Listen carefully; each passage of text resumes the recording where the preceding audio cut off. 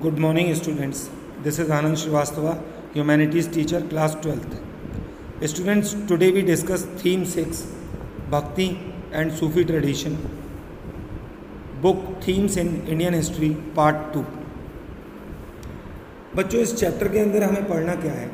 इस चैप्टर के अंदर हमें पढ़ना है कि मेडिवल पीरियड का जो टाइम था, that means 8th to 18th century तक, इस टाइम में पूरे इंडियन सब कॉन्टिनेंट में आपको मुग़ल पीरियड भी देखने को मिलेगा, एडवेंट ऑफ इस्लाम भी देखने को मिलेगा, साथ ही साथ कई सारे बारबेरियन अटैक्स भी देखने को मिलेंगे मंगोल्स रूलर्स के और उन सभी रूलर के जो सेंट्रल एशिया से आए।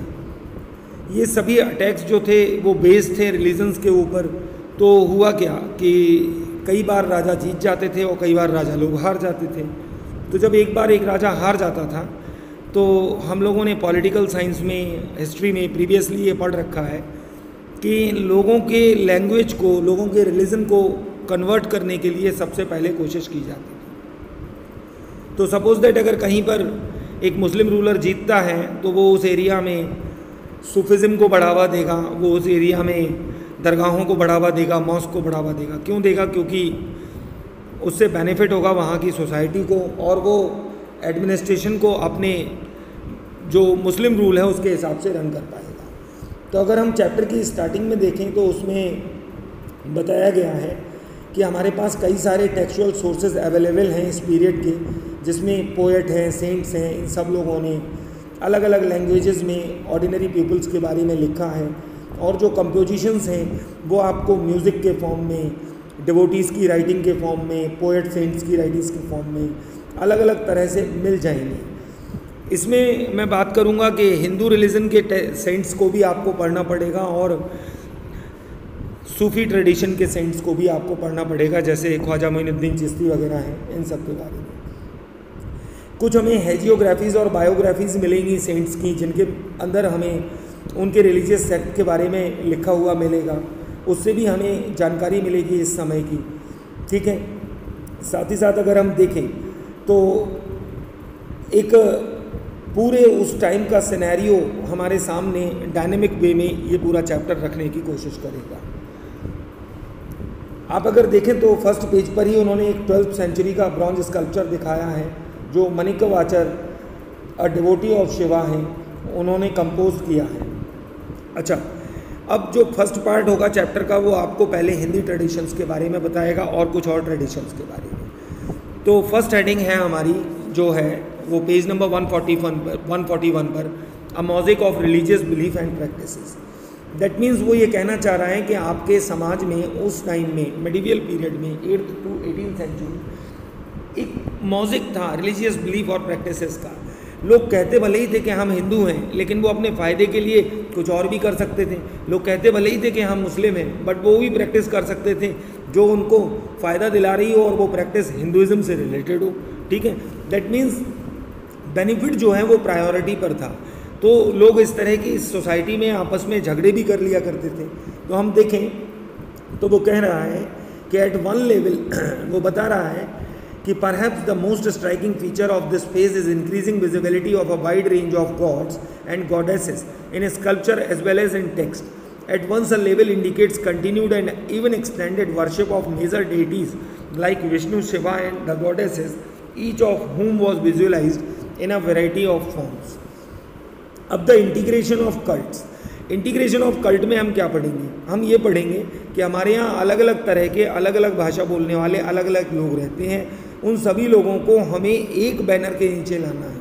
उनको हमें समझाना है कि आप लोग अलग अलग प्रैक्टिसेस करते रहें, बट लेकिन आपको काम करना है एक साथ। तो इंटीग्रेशन ऑफ कल्ट में हम अगर देखें तो हमें मिलता है कि हमारे यहाँ ज़्यादातर जितने भी टेक्स्ट हैं, पुरानिक टेक्स्ट, उनका कंपोजिशन, कंप्लेशन और प्रिजर्वेशन जो है संस्कृत में किया गया है। इन टेक्स्ट के लिए जो एक्सेसिबिलिटी है वो वोमेन और शूद्रास की बिल्कुल नहीं है। हम जानते हैं कि ब्राह्मणास को सबसे टॉप कैडर में रखा गया है।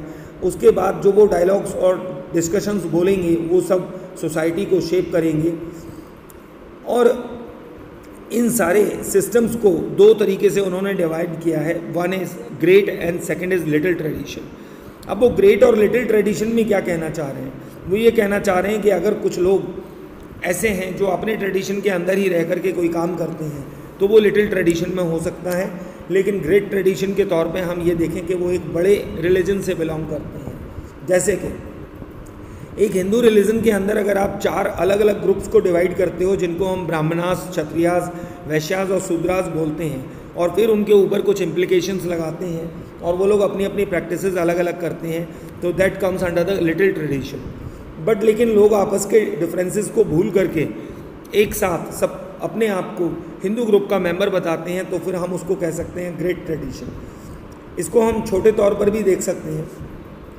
एक बड़ा एग्जाम्पल इसके अंदर आपको देखने को मिलेगा पुरी का, कि वहाँ पर भगवान जगन्नाथ के फॉर्म में भगवान विष्णु की पूजा होना शुरू हो जाएगी। दैट मीन्स वहाँ पर भगवान का बाल रूप पूजा करना शुरू हो जाएगा।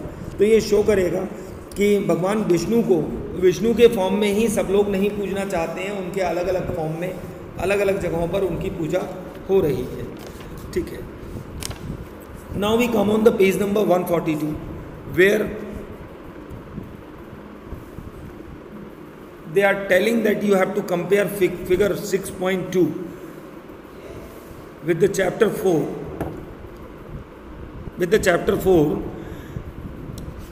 So you will notice that the deity is represented in a very different way. In this instant, a local deity whose image was continues to be made of wood by local tribal specialists was recognized as a form of Vishnu. At the same time, Vishnu was visualized in a way that are very different from in other parts of the country. तो पूरा का पूरा वो ये बताने की कोशिश कर रहा है कि भगवान को किसी भी फॉर्म में लोग अलग अलग तरीके से पूजा कर सकते हैं। तो यहाँ पर वो ये भी बता रहे हैं आपको कि लोकल लोग उनको बालक रूप में पूजा कर रहे हैं वहाँ पर, और पौराणिक फ्रेमवर्क में अगर आप देखें तो उन्होंने वहाँ पर उनकी वाइफ लक्ष्मी जो हैं उनको जब विष्णु के साथ पूजा किया तो लक्ष्मी के फॉर्म में, और जब वो शिवा के साथ किसी लेडी फिगर को पूजा कर रहे हैं तो वो पार्वती के फॉर्म में आपको देखने को मिलेगा। यानी कुछ जगहों पर विष्णु और लक्ष्मी की पूजा होते हुए मिलेगी और कुछ जगहों पर शिवा और पार्वती। बच्चों, ये इन्फॉर्मेशन जो बुक के अंदर दी हुई है इसका मतलब क्या है? इसका मतलब ये है कि बुक आपको ये समझाना चाह रही है कि देश एक है, लोग एक जैसे हैं, उनके रंग एक हैं, बट लेकिन उनके अंदर रिलीजन भी एक है, लेकिन फिर भी वो अलग अलग तरीके से क्या कर रहे हैं, अपनी बात को अलग अलग मूर्तियों के फॉर्म में आपके सामने रखने की कोशिश कर रहे हैं। वो अपना डिवोशन किसी अलग प्रतिमा में, किसी अलग एक स्टैचू है उसमें दिखा रहे हैं। अब बात करें हम डिफरेंसेस एंड कॉन्फ्लिक्ट की, तो देखा जाए तो हमारे यहाँ जो गॉडेसेस और गॉड की पूजा होती है इसको हम लोग कई अलग तरीके से क्लासिफाइड कर सकते हैं। जैसे कि तांत्रिक प्रैक्टिसेस में हम देखें तो पूरे सब कॉन्टिनेंट में ये होती हैं, इसमें वुमेन और मैन इन्वॉल्व होते हैं। कई बार तांत्रिक प्रैक्टिसेस के लिए लोग अपने कास्टियल डिफरेंसेस को भी भूल जाते हैं और वो अपने बेनिफिट के लिए इन प्रैक्टिसेस को किया करते हैं। अगर देखा जाए तो इन आइडियाज़ से सभी लोग इन्फ्लुएंस्ड हैं, चाहे वो सैविज्म को फॉलो करने वाले हों और चाहे वो बुद्धिज़्म को, ठीक है, और चाहे वो लिंगायत ग्रुप को बिलोंग करते हैं।